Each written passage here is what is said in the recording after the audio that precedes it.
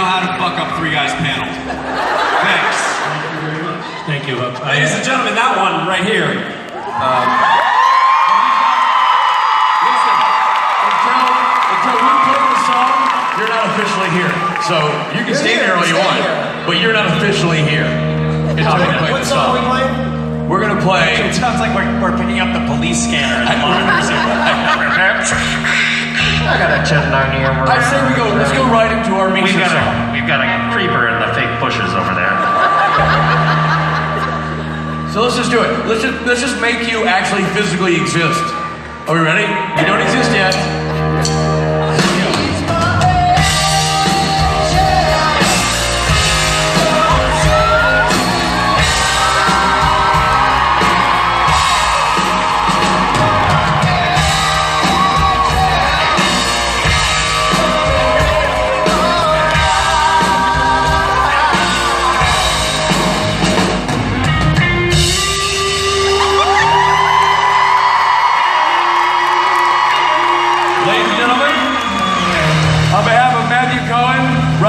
And myself, bye, and there's Misha Gotlins.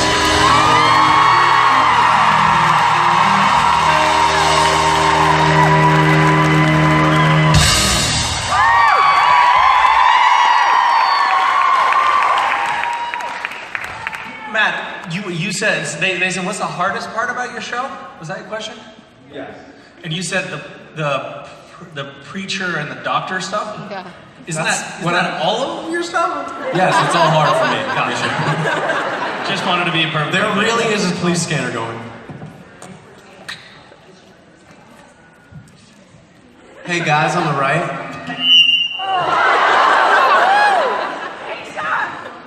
Hey, we can hear your conversation. Hey, you. It is her turn. Yeah. Oh, I just told her to put the whole thing. Oh, you're the police scanner people? You know what I want to do now?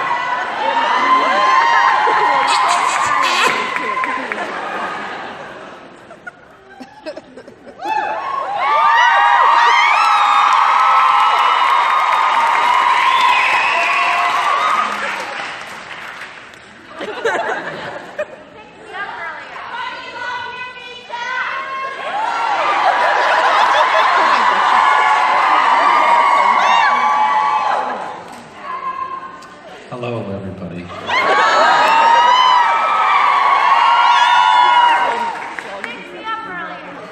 I picked you up?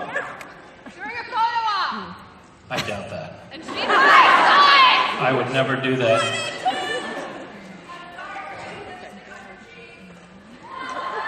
I remember you. We do all of these different poses in photo ops. And basically, how many people, let's start over again. How many people have never been to a supernatural convention before? Oh my God. Wait a minute, just for a frame of reference, how many have? Okay, it seems like maybe a small fraction more of you have done this before, but it looks like a lot of people have not. And one of the things that you should know if you're new to this is that we have photo ops. Are you aware of this fact? I don't know why they call it that. It's just a photo. It's not a photo opportunity. It is just a photo. It's not like, well, I don't know, maybe we'll get a photo, maybe we won't. We're just taking photos, but we call them photo opportunities. I suppose, conceivably, somebody could opt to not take a photo at that point, but no one to date has done that. So we have the photo opportunities, and we are, a lot of actors from sci-fi shows have been doing this for decades.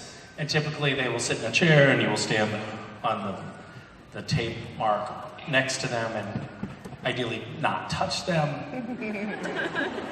And we have done a slight twist on that, which is we will do, whatever BDSM pose, whatever you want.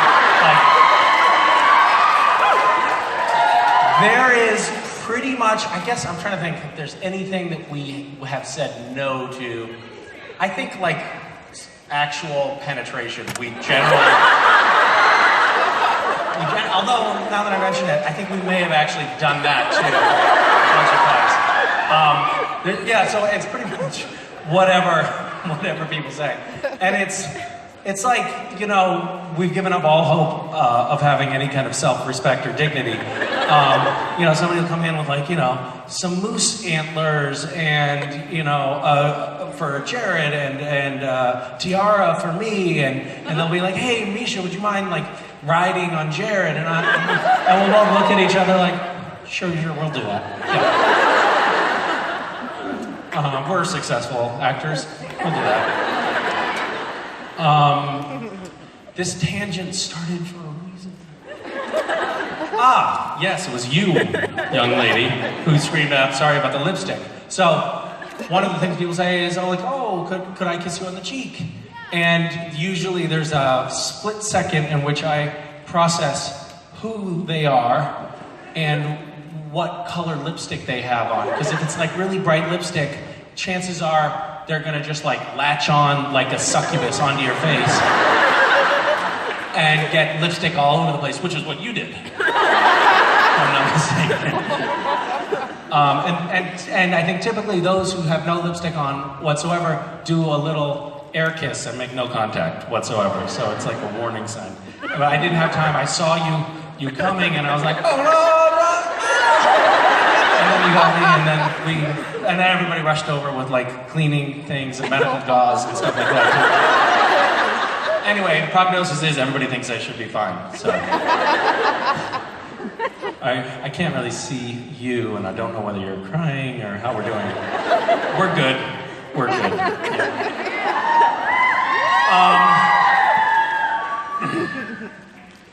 Why did I change? I only slept for about an hour last night, and I went out dancing with some friends in LA last night, and then got on an airplane. I smelled really bad. There was no like stop at a hotel kind of experience for me in between then and now. And I did go into the bathroom, and my dad used to call a whore's bath. So typically you do a whore's bath with, and I'm sorry by the way if there's any whores in the audience.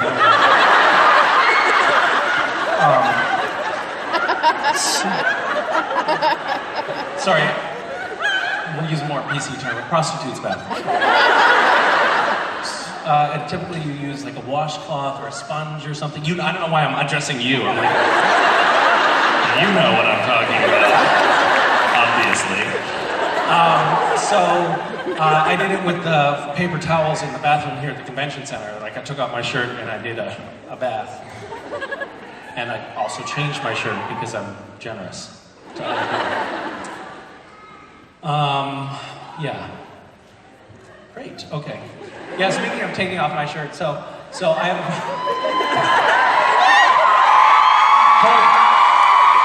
Hold that thunderous applause for a second, will you? So one of my very oldest, dearest friend from 7th grade recently came over. We went swimming together, and he's been like on a kick, like a fitness kick, and he got in really good shape. I was like, oh my God, holy shit, dude. Like, you've always been kind of flappy, but like he has a six-pack all of a sudden. He's like 42 and he has a six-pack for the first time in his life. And I'm like, Jesus, that bums me out. Now I'm thinking, now I have to get a six-pack. And then my son was like, and I was like, Darius, you have a six-pack. It's amazing, man. And then my son was like, I have an eight-pack. And then Mason, my daughter, she was like, yeah, look at my, and then she flexes her arms, takes off her shirt, she points to her ribs right here, she's like, look at my muscles. Like, I'm so strong, I have a 4-pack. And then they were like, hey Dad, you have a 1-pack. And they said it not disparagingly, they were like, yeah, you have a 1-pack.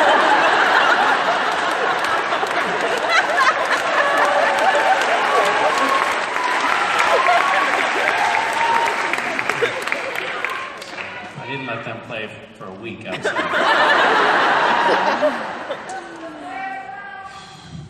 Okay.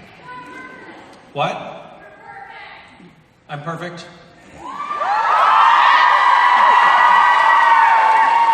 Not sullied by multiple packs. Just one decent, large pack.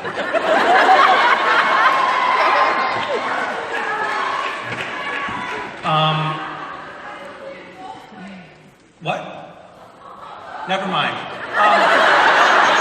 I don't want you to clarify whatever you said. What? Do you have a question? Can you get us back on track here, please? Thank you, Misha. I just want to let you know that Castiel is my favorite character, and I madly love you. Oh my goodness. Thank you. I'm just gonna quickly text Jared and Jensen then. My question is, Yes. do you have any favorite birthday traditions? And the reason I'm asking that is because one of my best friends who's sitting in the front row over there, it's her birthday today. And her name is Jackie. So, you want to share one of your traditions with us? Hi, Jackie. Happy birthday. Are you Jackie with the white t-shirt on? Yes. She's utterly motionless.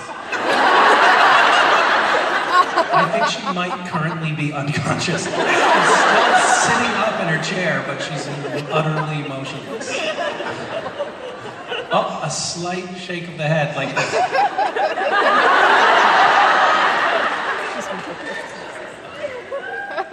She's going to kill me, just so it's been nice Oh, knowing yes, you. she is.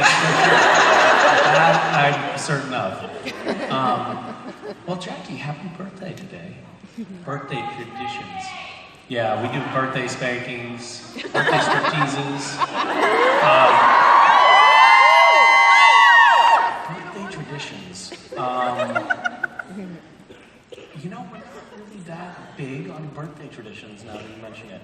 I like to try to make a cake for whomever it's the birthday of. Jackie, I'm sorry I didn't know it was your birthday. And we're really not set up for baking up here.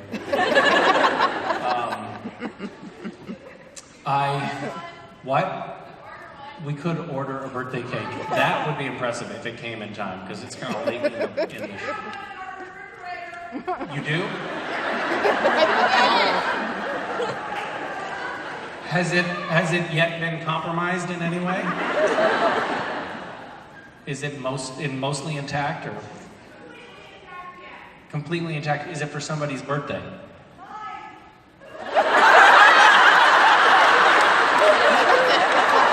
Did you just offer to give away your friend's birthday cake?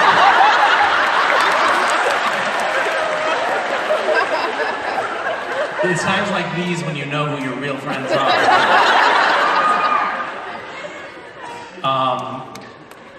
Well, Jackie,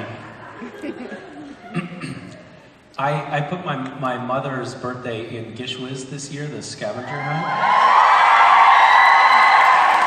And it was a very surreal experience. So I installed an app on her phone that she was unaware of, and I was like, "Hey, Mom, Dad, what do you have for pictures? What's your password?"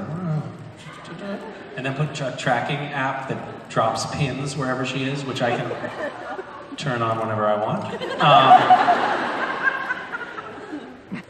And so we were driving around town. It was her birthday. I had put an item in the scavenger hunt, which was like, come take a picture with my mother in the background.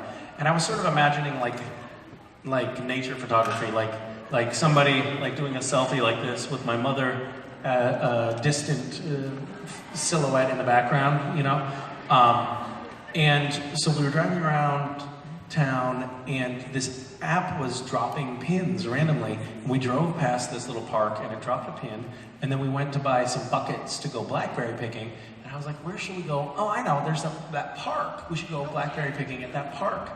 And I really hadn't planned it, had no idea, but the app had dropped a pin there, and a fucking ton of people were in the park waiting for us when we got there. And they completely mobbed my mother. My mom, she likes attention, and it was good at first. But then it was like, help! There are people all around her, smothering around her and clogging up the parking lot, and and the park police came. And your team was there. Yeah, they were a big problem. And then, but there were all these like tons of presents, and the house was full of balloons, and it was great because I didn't have to do shit. You know? It was so smart to outsource that. Anyway, should we sing Happy Birthday to Jackie and then move on? Who has perfect pitch here? You? Okay, come on up. Do you have perfect pitch? I guess. You can both come. Let's see if you actually have perfect pitch. Okay. Okay, let's hear high C above C. Do you want to do high or low? I'll do high, okay. Happy birthday to you. Happy birthday to you.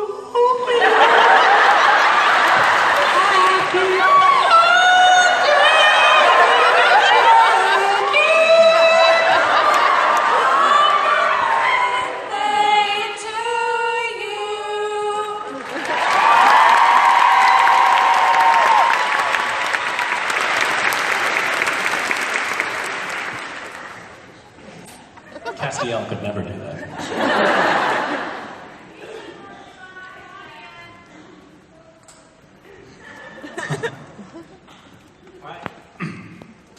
We went to this thing at somebody's house recently, and sometimes it's a little bit weird to be on TV, but to just like, people sort of pretend they don't know you, but they really do know you, and it's a little bit awkward, and you just have to sort of roll with it. And so we went to these people's house for like a little potluck, and met this guy, and he was like, "Oh, hi, how you doing?" And he was like, "Yeah, I saw you jogging in the park this morning," and I was like, "Oh, cool." Like, I've never met him before, so it felt a little strange to me that he was like, "Yeah, man, I've been watching you." And then a little while later, he had a couple beers. By the way, this guy's like in his late 50s. And he's like, "Hey, man, you know what? We have like almost the same birthday." Really? That's amazing. Very strange, just meeting somebody. Like, dude, you know, we got so much in common. But I don't know you, and it's really weird that you're Googling me. And he probably went into the other room and was like, Google. Oh, now I got something to talk about. We have almost the same birthday. But that's not the right way for that to come up in casual conversation. You'd be like, "Hey, when's your birthday?" "Oh, me too." That's a cooler way to do it, I think. Anyway, I don't know. It was weird.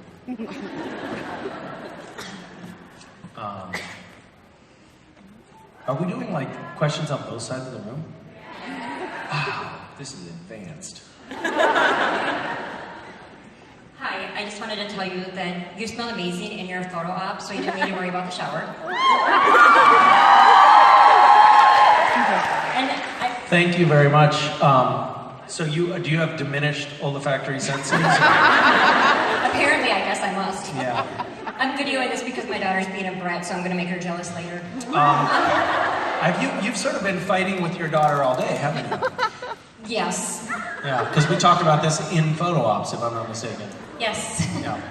I can't even see you, and I know who you are. Tell her I say hi. I will. Okay. My question is that I've scoured like lots and lots of videos online of all the different panels that you've done, because I know you like different questions, not the same ones. So I guess my question is, boxers or briefs?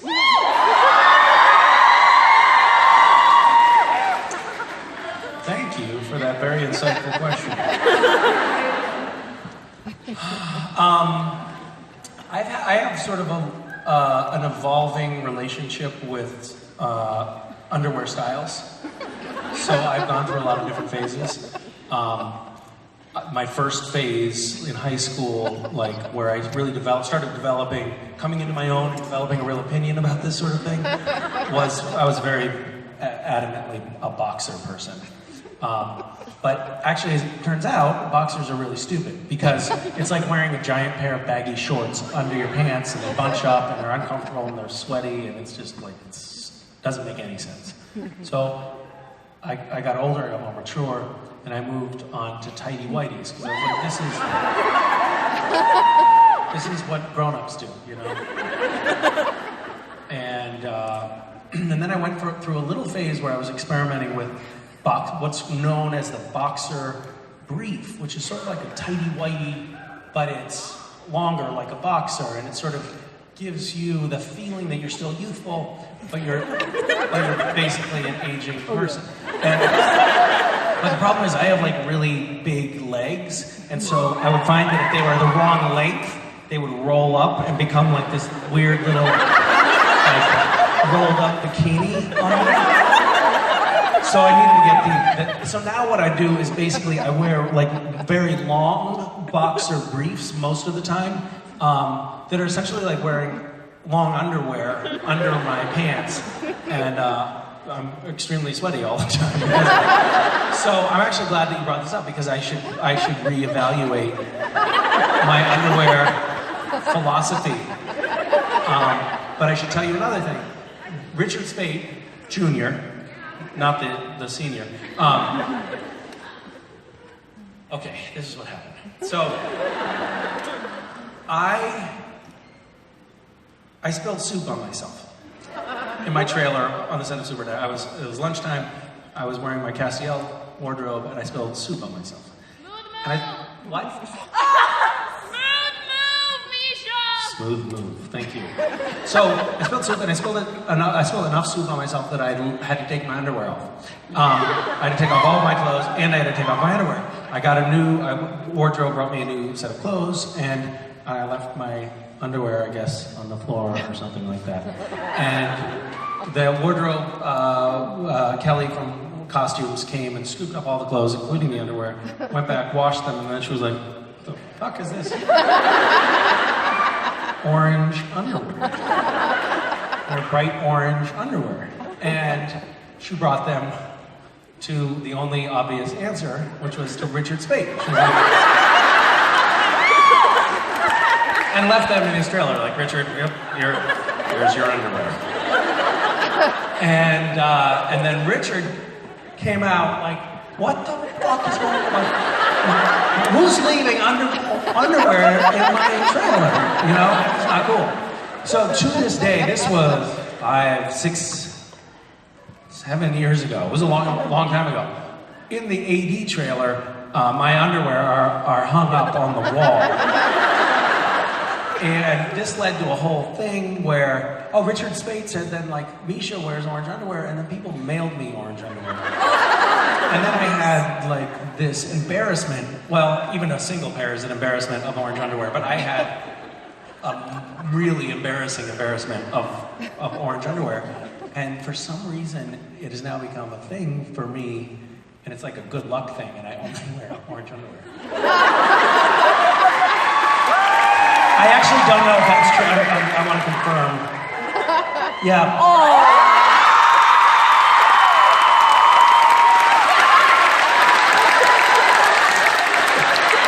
That's the first time I've ever auto-wedgied myself.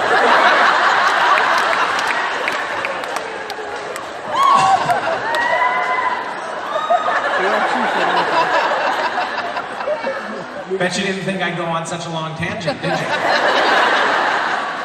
Hi. Hi, Misha. Looks like I'm one of the rare demographic tonight, but I'm a huge fan. Always loved your performance, and my question is... What do you mean, like New Yorker? What is your demographic? Yeah, I'm a New Yorker. That's what I thought. And a guy. Oh, yeah, that other thing, right. I guess that was kind of hard to miss. How many people self-identify as guys? That is a pathetic smattering, guys. Hi. And my question is there anything, either from your personal values or anything you experience in your own life that you've drawn upon in your performance as Castiel?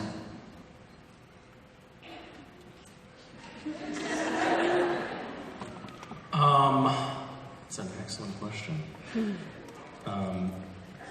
Well, I think from my personal life, when I was first thinking about the character, I kind of, there was something about my brother that I drew on for Castiel.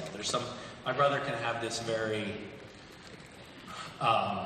ethereal quality, like he can kind of look at you and it feels like he's looking through you or something. And there's a certain like intensity to him sometimes. And so that's from my personal life, and I drew on it for the creation of Castiel. I also, and you can sort of see it right here in that picture right there. Sometimes when I'm portraying Cass, I just run the filter, like up the thought through my head of, what's that smell?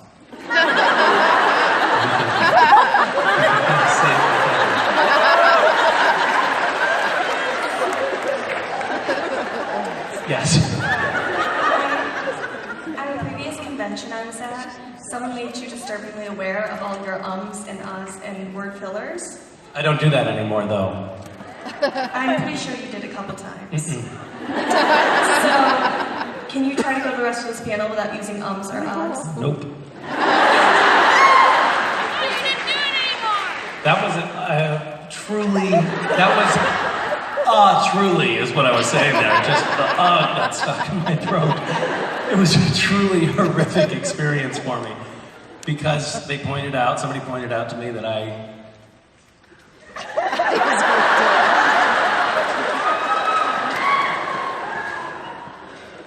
am very inarticulate, and I became painfully aware of how often I say and ah when I'm searching for words.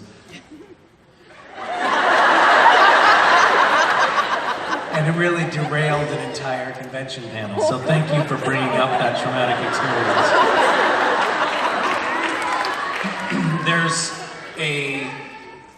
There's an app online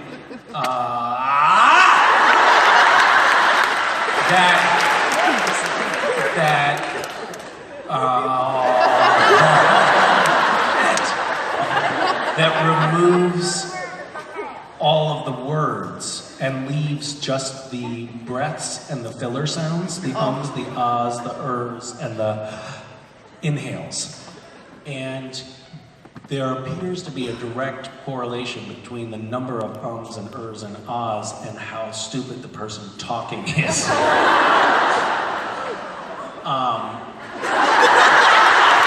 There you go.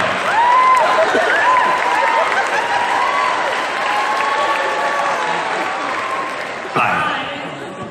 I wanted to ask, what was your craziest geschwätz thing that happened? I'm sorry for my English. I'm so sorry. No, your English is excellent. You didn't say or once.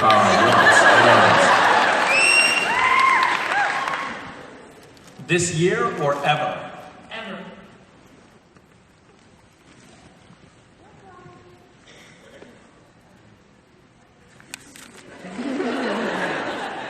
That's challenging. Getting geschwätz written on a mountain on Mars, or getting a mountain on Mars named geschwätz was pretty insane. I could not believe that happened.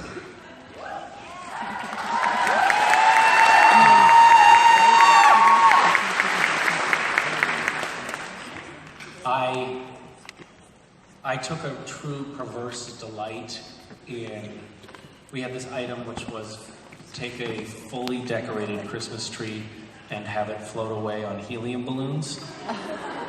And that was really arresting visually to see these Christmas trees just floating away. And there was a size minimum. I think they had to be at least this tall. So it was a substantial amount of tree, which required a really large number of balloons.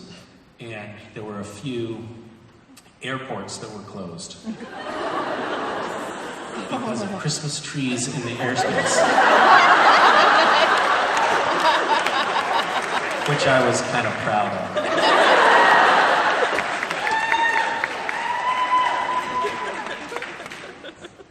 Thank you.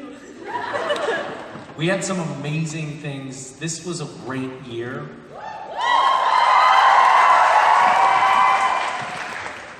I haven't heard about any serious injuries, which was amazing.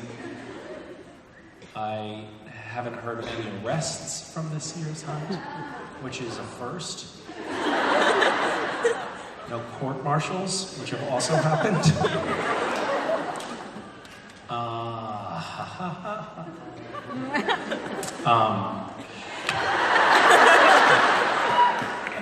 Who was that bad person that brought that up? Shame on you. Yes, don't act surprised. Yes. Oh, don't do that. That's not fair. Puppy dog faces are not fair. That's not fighting fair. She's still doing it. That's not fair. All right, fine. You want to play that way?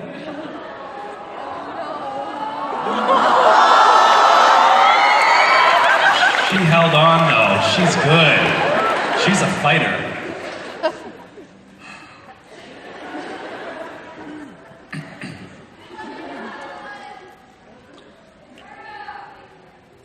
What were we talking about? Oh, this year's hunt. So this year's hunt. So we had these items in the hunt. What? Oh man, there's little Cass. Oh, little Cass. He's been abandoned by his parents. I know, I met him. Hi, little Castiel. You know what's incredible? This little guy is walking around, he's just walking down here, and he has no idea how utterly adorable he is. He just thinks this is normal. It's just as Castiel, he has wings on. He's named Castiel.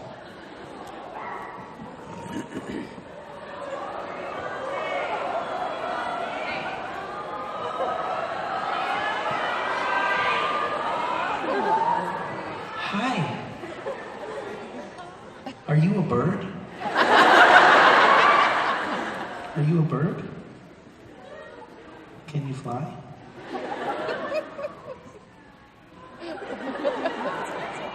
Oh.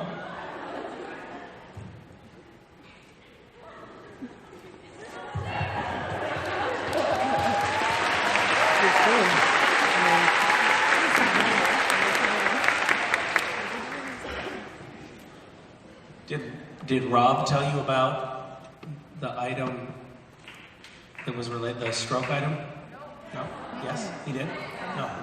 So, one of the items was, Rich and Rob made a video that people should watch so that they can recognize this. It helps show them the signs of a stroke so you can recognize them when somebody around you is having a stroke. And a girl who was helping her mom in Gishwiz saw the video and was like getting her friends to retweet it or something, which was the item. You had to get people to retweet this video. And then went over to her grandfather's house, who was having a stroke. And because of the video, she was like, oh, you're having a stroke, we're calling 911. And it probably saved him from serious harm. Which is awesome.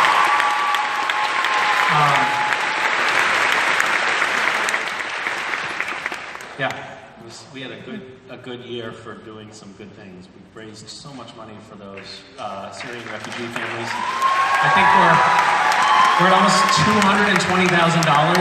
And the amazing thing, and we started with one family where we thought we'll just target everybody's attention and we'll see if we can change the situation of one family. We can't solve all the problems, but we can change one family who's having a really, really miserable experience.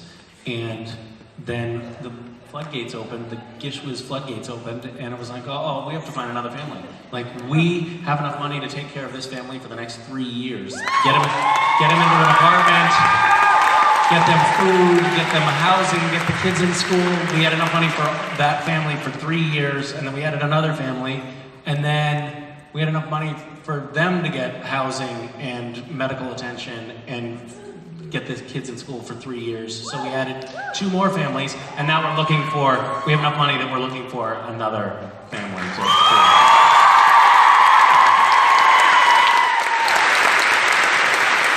It is very cool to be able to play a game that, by the way, the intention of Gishwas is not to it's not trying to like sugarcoat charitable activities so that, you know, the bad taste goes down easier or something like that. The point is to have an amazing time with a game, and I think part of the fun of the game is finding ways that we can do good things, but it's not like the purpose, and we're not trying to, like, I don't know, find a sneaky way to get people to be charitable or something. It's just an awesome integrated thing into the fabric of the game, which I really love. And this year was really good for that. We also raised another $50,000 for clean water in Africa, which is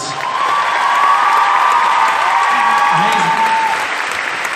So, good work, everybody who did that, and good work, everybody who didn't do it, because you saved yourself a tremendous amount of suffering, which is also good.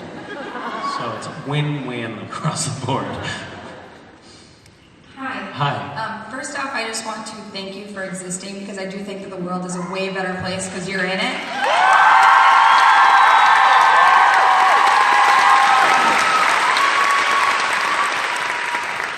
That is very kind of you to say, thank you. You're welcome. My question is actually, you did such a phenomenal job of playing Lucifer this year. So I was wondering what other character... Can we have this woman ask all of the questions? Yes? I was wondering what other character from Supernatural's history you think you could portray as awesome as you did Lucifer. Gene. That's a good one. Sam.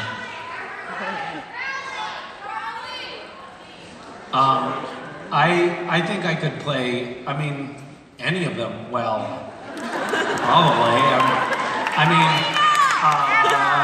We have kicked around the idea of somehow having Dean, you know, like Castiel's possessed by the spirit of Dean or something like that, so we could do that. And I kind of workshopped it with the writers to make sure that they, you know, that they felt it could work, and it did work.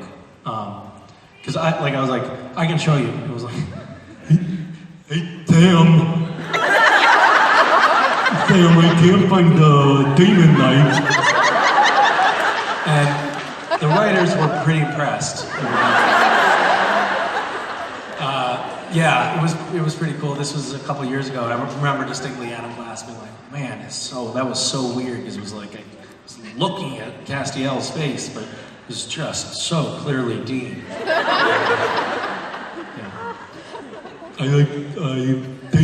The same, I really want the more pie. I guess it's just because, like, you know, we've been around each other so much, and I can like pick up on the nuances of the character stuff. Like, damn, God damn it, Sam, that pie looks good.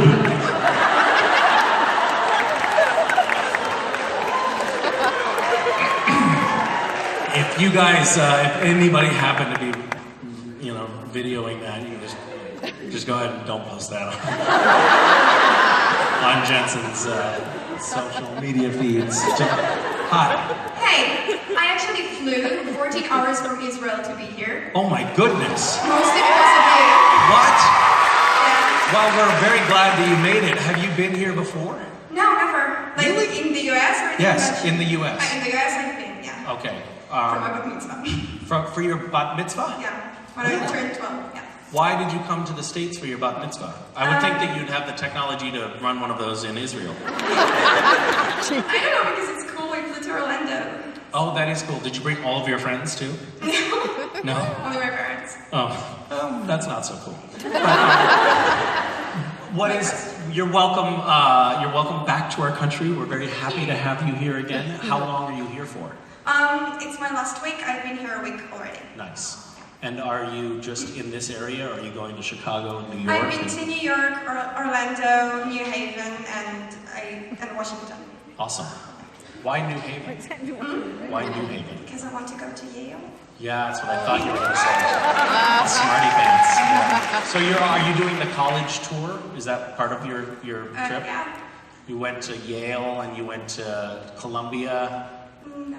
No. You went to NYU? No. Just Yale. Yeah, You're only going to Yale. I have my heart at Yale. She's like, no, I'm far too smart for Columbia. Can I ask you the question? No. All right, let's see. Okay. What have you got? I wanted to ask this question for a year now. It's a little bit overdue, but in Lazarus Rising, the handprint on Dean's shoulder, was it really your hand? Did they use your hand as a stencil?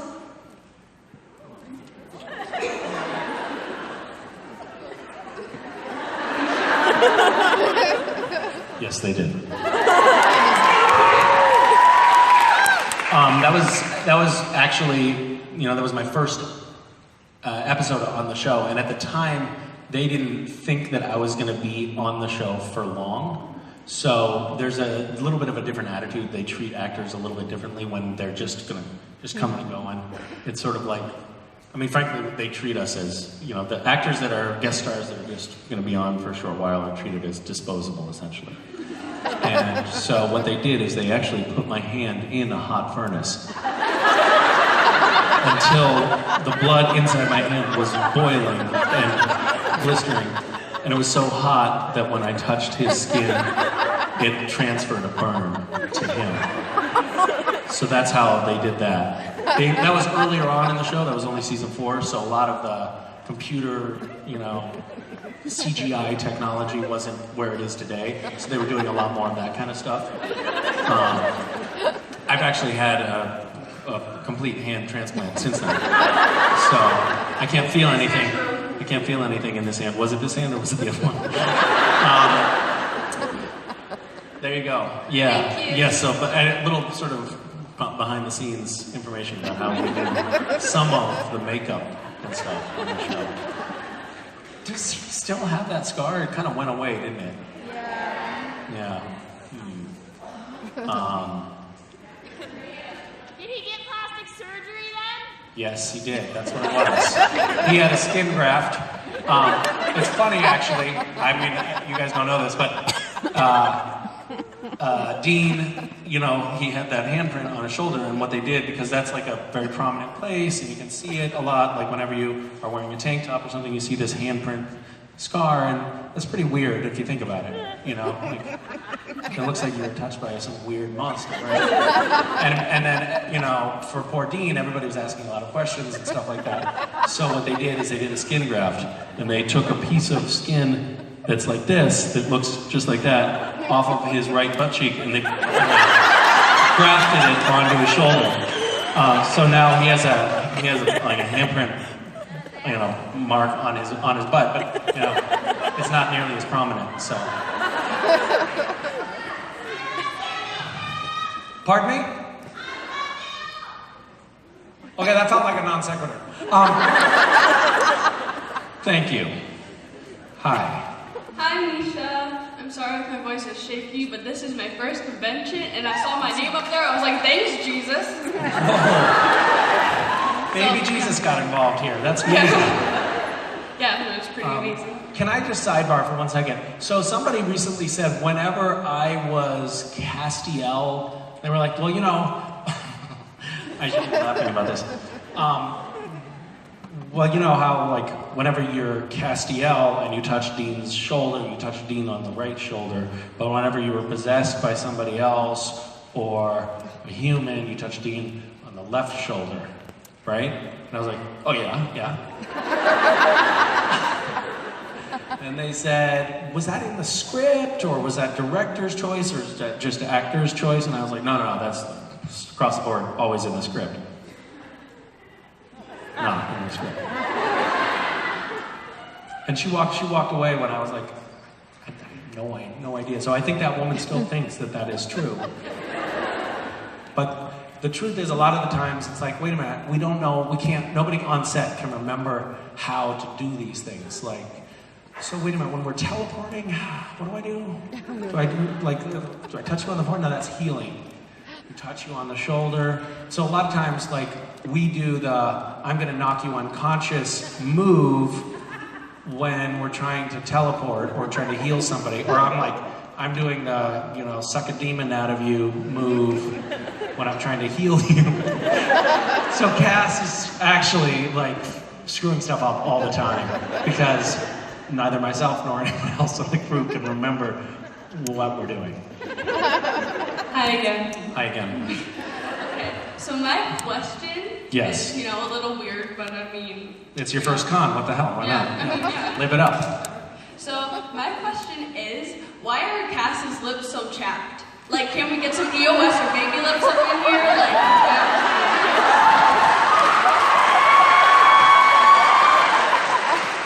Some what? What are the products that you're pushing? EOS or baby lips by Maybelline, you know? They're like, come in the different tubes. There's like Dr. Medicine, they're like original, you know? Are you like a multi-level marketing Maybelline sales rep? But come to me after the show. You've got some free samples. Yeah, I'm in the Avon League. Thank you. Thank you very much. Cass, so Cass, here's the problem for Cass. Cass has he's in the unfortunate situation of being in a vessel that is portrayed by a guy who goes out in the sun and doesn't wear chapstick. So, tough luck for him. Thanks so much for your question. Thank you. Yeah. Hi.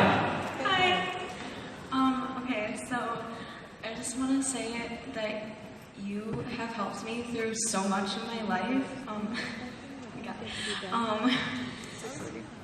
Sorry. I struggled through a lot while watching Supernatural, and I think both your character and you as a person really helped me get through that, and I'm so thankful for that. I'm so sorry. Okay, so my question was, what was your experience as like a teenager with like, because I know you've said before that you were like bullied and stuff, and at times you didn't really have like a home really. So like, what's your full experience with that? Well, first of all, let me give you a quick hug.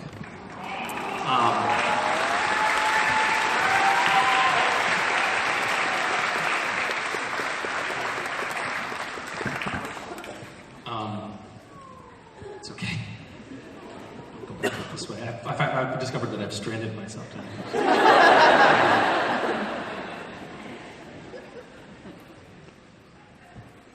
I think it's an amazing thing about this show to find that it has served as a lifeline. This is an enormous stage. Yeah. It served as a lifeline in many ways for a lot of different people for a lot of different reasons. They identify with characters or something that an actor on the show has said resonates with them, or the community that has evolved organically around the show has served as a safety net for so many people. And that is something that I feel truly blessed to be a part of. It's just an amazing phenomenon that is very rare and very precious, and I think that we're all very lucky to be a part of it. And your story is, I wish I could say that was the first time I've heard somebody say something like that, but I've heard a lot of young people say that they have struggled with depression or self-harm or feelings of self-worthlessness, and somehow some thread that they pulled from Supernatural and its expanding community has provided comfort to them, and that's really amazing. So know that you are a part of a community here. There's a lot of people that are willing to help. By the way, we're just getting that crisis support network set up, and it's really coming together great. And I think we're going to post some update about it like tomorrow. So that's great news.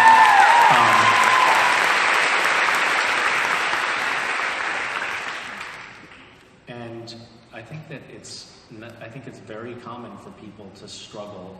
I think most people have some struggle in their early lives. I know that I did. You know, our family did not have a lot of money.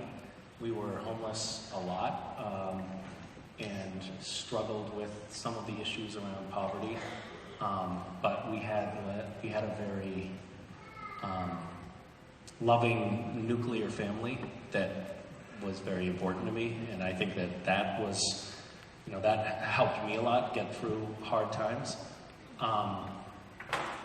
And I also think that, you know, I hate to say it, but I wouldn't change any of the bad things that I went through, because I feel like, you know, I learned from them and they made me stronger. That sounds trite, and it's not always true that what doesn't kill you makes you stronger. Sometimes what doesn't kill you almost kills you, and that's not good. Yeah, I don't know. I guess all I can say is that luckily you may have landed in a spot that has a community that is supportive and loving and will help. So that is lovely.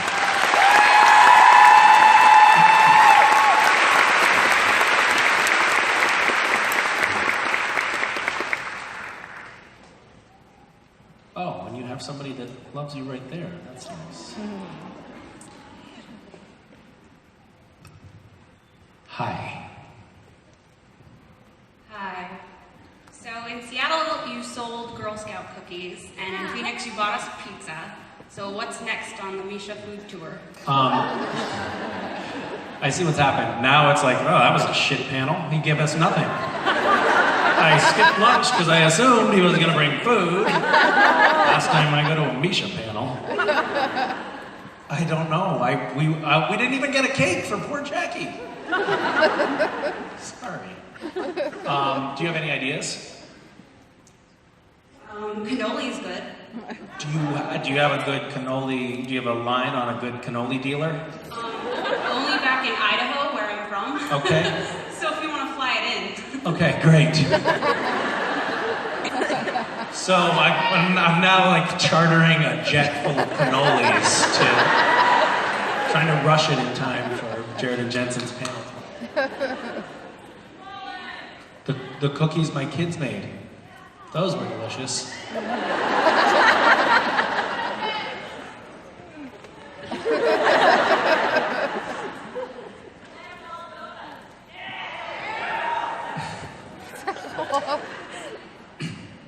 I've done some episodes of this show that we call in our house and on the internet, Cooking Fast and Fresh with West.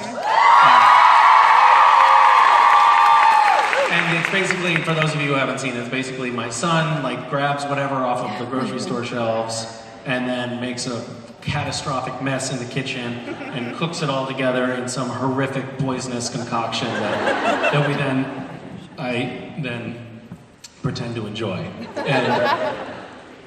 And it looks very fun, and we edit out all the parts of the video where I'm like, stop it, you shit.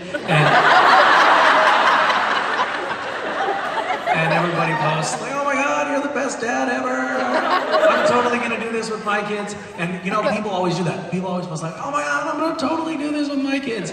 And then that account goes dormant and you never hear from them again.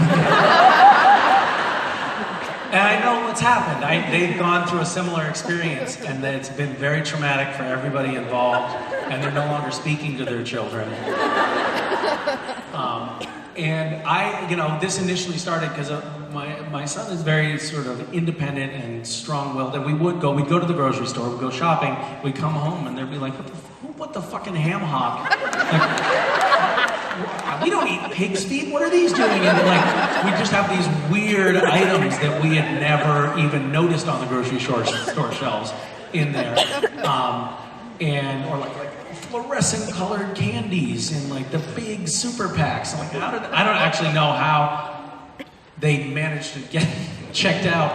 I think he must have had like a total strategy. He'd put it in, he'd put it under something else, and then he'd slip it up onto the belt, and then he'd like go and like pee in the aisle while they're checking it out. So we'd go, no, don't do that. And then it would wind up in a bag, and we'd get home and we'd be like, who the hell got 15 pounds of Swedish fish? And And so we do these things, but and this really was, he sort of started it, and we basically, like the first one, we were just basically filming what was already happening in our house. But I would caution you, don't do that with your children. Like, it sets them on the wrong course, where they think that they can just create explosions in your kitchen. And now I'm like, what do you think you're doing? Like, what kind of an animal does this at 6:30 in the morning? Like, all I want to do is I want a fucking cup of tea. And I can't have that because there's like soggy Cheerios mashed into every corner of the couch. Like, who gave you this idea? And he's like, Dad, you did. You made those videos, and everybody thinks they're funny. So, just be aware. It's very dangerous. Hi. Hi. Misha. It's so nice to see you. Good to see you. One more thing, but just since I mentioned couches, we were watching. We got a new couch because we set up like we have a basement that doesn't have any windows, and I was like, this is going to be awesome because we have this old projector. We'll project on the wall, and we'll like be able to watch big things on the wall. It'll be like a movie theater, except for very, very low resolution. And so we got a couch down in the basement, and the kids don't really watch much TV. Like, we don't allow them to watch TV for the most part, because TV, as you know, pollutes your brain. And so Mason, she was down there, and she was we're watching the Olympics, a very exciting Olympics.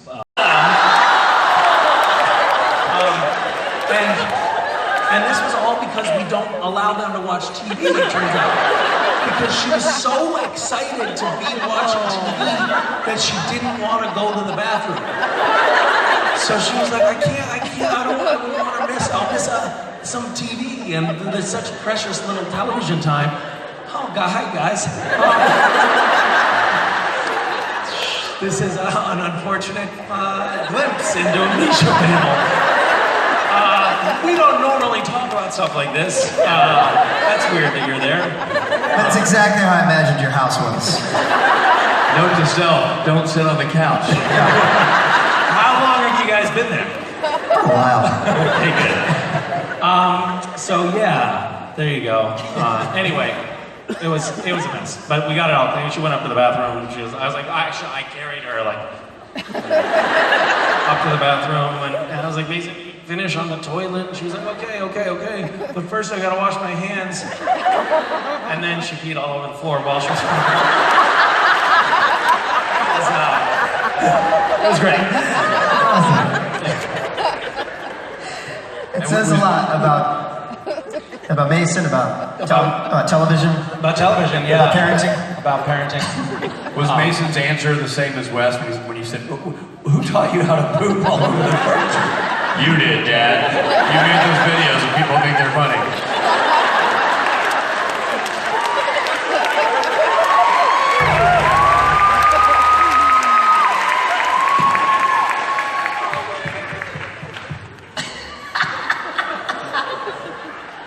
You want to do one last one? Okay, let's do it. I just wanted to ask you a show-related question. When you have to do a physical part, when Dean was really whomping on Castiel, when he killed the Steins, and then Castiel talked to him, how do you prepare for a really physical scene like that where you get thrown all over the place? What did you say? You can always tell when someone says inappropriate things because there's a smattering of cackling. So to prepare for a scene, if we're going to do very sort of precise, like stage combat stuff, it's very important for everybody to get very inebriated in advance. To just limber you up. We do a little bit of practicing. We rehearse it so that I don't know if you know this, but we We don't just like go randomly swinging at each other and hope that we don't hit each other. We actually say, all right, you're gonna do 2 punches, and then you're gonna get up off the ground, and you're gonna kick him in the balls, and then you're gonna bite his ear and rip it off. And, so we sort of meticulously choreograph it. We'll do a version of it in a wide shot, and then we'll do some close-up shots, and then they'll do a pass with the stunt guys, and those are all the ones that look legitimate. We had one scene where Sam was possessed by, what's his name? Gadriel. And the idea is Cass comes out of nowhere and just punched him and knocked his lights out, right? And everybody, for some reason, like Bob Singer and Jensen and a bunch of some writers, everybody happened to be behind the monitors at this point. And we did the first take, and everybody was like, yeah, that was hilarious. And, oh, you were serious? Because apparently my like big knockout punch to Gadriel had looked like.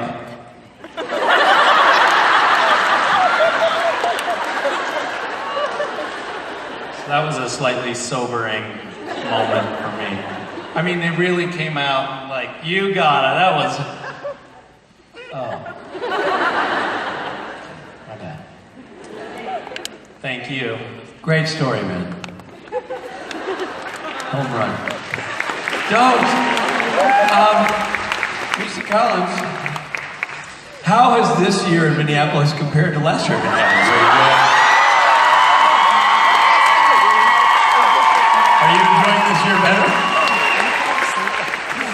What was it that you said in the hallway? Richard came up in the hallway and he was like, hey, if you're feeling like nostalgic or anything, we could, maybe go out later, arrange for mugging. In fairness, I offered to mug you myself. I'd rally up some thugs and mug you. So far it's been very boring compared to last year. Yeah. Very boring, yeah. Which is great. And it's weird walking around with your wallet in your pants, probably. That's what it feels to me. I've never been to Minneapolis with my own phone. I can see out of both eyes. Hey. I can smile without blood pooling in my mouth. But we digress. I would argue too soon. Somehow, I think their emotional reaction to your mugging, which is a horrific thing. We're now laughing about it in hindsight. They're like, hey, Rich, Misha, Rob, come on. But let's not joke about that. That's not funny. But boy, they cackled like crazy people about you shitting on the couch. I mean, all the gloves come off when it comes to kids ruining crap. That's crap. You people, confusing lot. Ladies and gentlemen, for the first time ever, an unharmed Misha Collins.